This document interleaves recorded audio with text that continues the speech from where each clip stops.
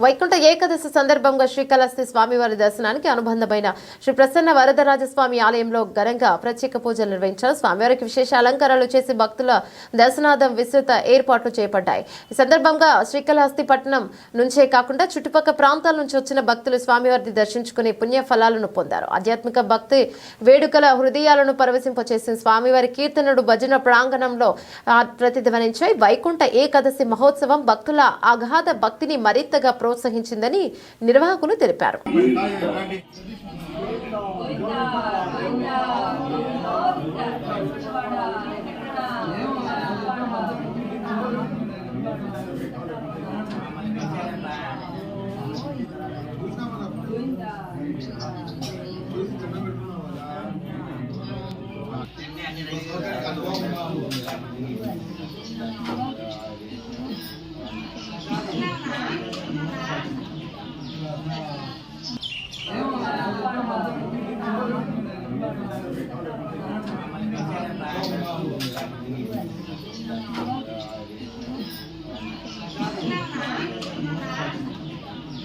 నారాయణాయ శ్రీకాళహస్తీశ్వర స్వామి దేవస్థానానికి అనుబంధమైనటువంటి శ్రీ ప్రసన్న వరదరాజ స్వామి దేవస్థానం నందు వైకుంఠ ఏకాదశి సందర్భంగా స్వామివారికి ప్రాతకాలమున అంటే 4 గంటలకు సుప్రభాత అంటే తిరుపల్లి ఎలుచి తమిళ సాంప్రదాయం ప్రకారం తిరుపల్లి ఎలుచి ధనుర్మాసంలో 30 రోజులు అదే సుప్రభాతం బదులుగా ఇదే చెప్తారు.